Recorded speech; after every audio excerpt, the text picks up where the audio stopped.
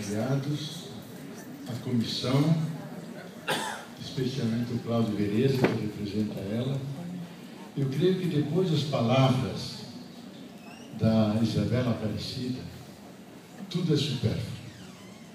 Então eu vou falar bem pouco, menos do que, talvez um meio minuto mais do que o nosso grande jurista, que eu quero agradecer a veemência dele, porque exatamente como jurista disse o que tinha que dizer, sobre o famoso silêncio obsequioso. Mas eu quero agradecer muito esse prêmio, não porque eu mereça, eu acho que na minha geração tem pessoas que mereceram e merecem muito mais que eu, mas pelo profundo significado que tem o Dom Luiz Fernandes, não só para a Vitória, mas para a nova igreja que está nascendo a partir das bases. Eu já disse em outras ocasiões que ele foi o grande parteiro das comunidades eclesiais de base. Para nós teólogos, nos anos 70, aqui Vitória era a nossa Roma, onde a gente vinha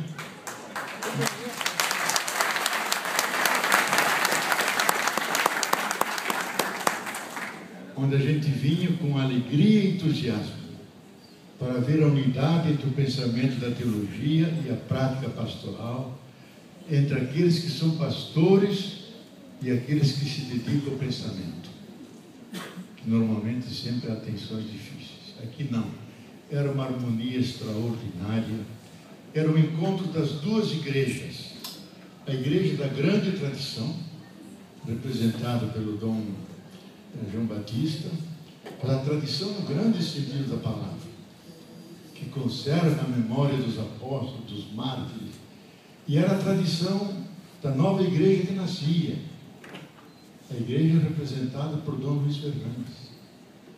E aqui conviviam as duas igrejas. Naquela época, e talvez hoje ainda persista, a igreja do Brasil como a igreja mais progressista de todo o mundo católico, a igreja mais progressista. Mas a ponta dessa dimensão progressista, a ponta mais avançada, se encontrava aqui em Vitória. Por isso a significação de Dom Luiz Fernandes transcende essa cidade, transcende o Estado, ganhou dimensões da Igreja Universal.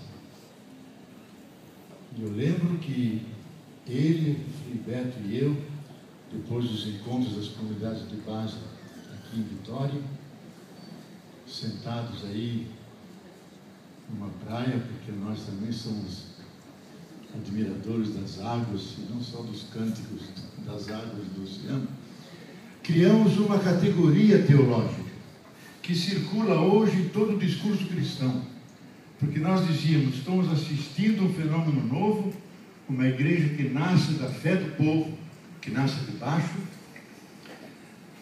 algo que não ocorria há séculos. Para um fenômeno novo, um nome novo. E aí criamos, meditando cada um pouco, cada um sabendo um pouco de latim, outro um pouco de grego, criamos a palavra Ecclesiogênese, a gênese de uma igreja. Aquilo foi título de um livro meu, traduzido em muitas línguas, e foi assimilado pela comunidade teológica mundial como uma categoria teológica. A igreja que continuamente nasce, que não é um poço de águas mortas, mas é uma fonte de águas vivas, e por isso está sempre nascendo, gênese de uma igreja, que nasce da fé do povo. Então, o mérito teológico é do Dom Luiz Fernandes. Se vocês me dão mais um minuto, vou falar um pouquinho mais, porque os que estão do outro lado, eles não são ausentes, eles são apenas invisíveis. Então, o Dom Luiz Fernandes está aqui. E se a gente tiver uma fé muito forte, um amor muito grande, vai sentir o jeito dele aqui. E ele, em sua vida, em sua prática pastoral, uniu duas paixões: que o governador até coloca no prefácio desse livreto que vocês têm em mãos. Uma vida de paixão. Ele unia duas paixões. Uma imensa paixão por Deus, por Cristo, pela fé cristã, pela igreja dos humildes e pobres, e uma imensa paixão pelos invisíveis, pelos humilhados e ofendidos, que são os pobres e marginalizados. Unia essas duas paixões, que são duas formas de prestar honra a Deus, diretamente louvando e defendendo a dignidade dos filhos e filhas de Deus que estão sendo negados, dignidade que está sendo continuamente negada.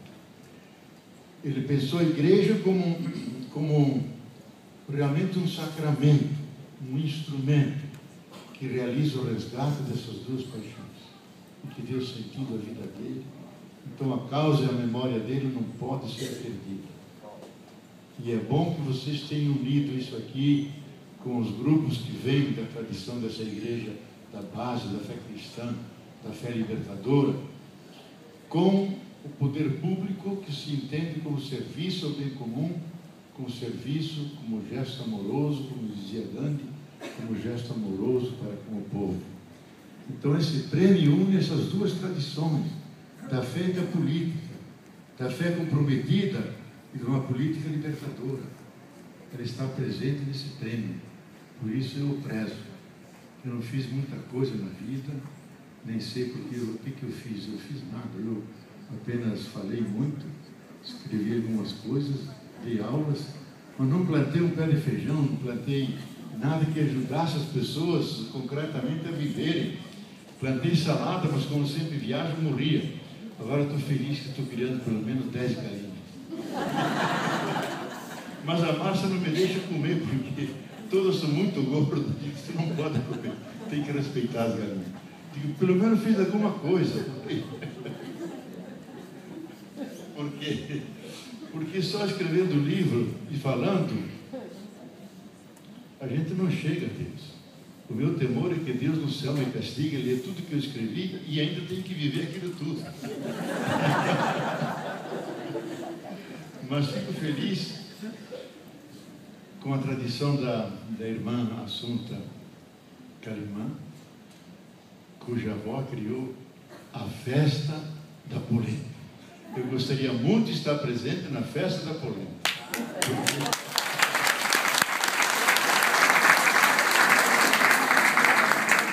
Porque aí podia tranquilamente comer a minha galinha, molho pardo e polenta. Então eu quero agradecer a vocês todos, aos que me concederam esse prêmio, que eu quero dedicar ao Centro de Defesa dos Direitos Humanos de Petrópolis. A Márcia, minha companheira, está aí, foi criada há mais de 30 anos atrás, e que ontem conseguimos uma extraordinária vitória, surpreendente, que a Casa da Morte em Petrópolis, onde quem entrava não podia sair vivo, foram todos mortos, chacinados, picotados, desaparecidos. Só uma pessoa conseguiu escapar fingindo, que pode testemunhar. E ontem, finalmente, aquela Casa da Morte foi transformada em Casa da Vida. A prefeitura, o prefeito se moveu pela pressão que vinha das bases, desapropriou aquela casa e ela vai ser agora a casa da memória, do direito, da dignidade daqueles que sobreviveram. Então eu quero dedicar esse prêmio a esse grupo que há 30 anos trabalha com as periferias, que todo esse ano trabalhou com as vítimas do tsunami que tivemos ano passado em janeiro, dos 900 que desapareceram, centos e tantos que não puderam ser identificados. Estamos aí cavando e vendo onde encontrar os sinais dessas pessoas. Então, nesse trabalho, eu quero dedicar então um prêmio a eles, porque efetivamente eles o merecem muito mais do que eu. Muito obrigado.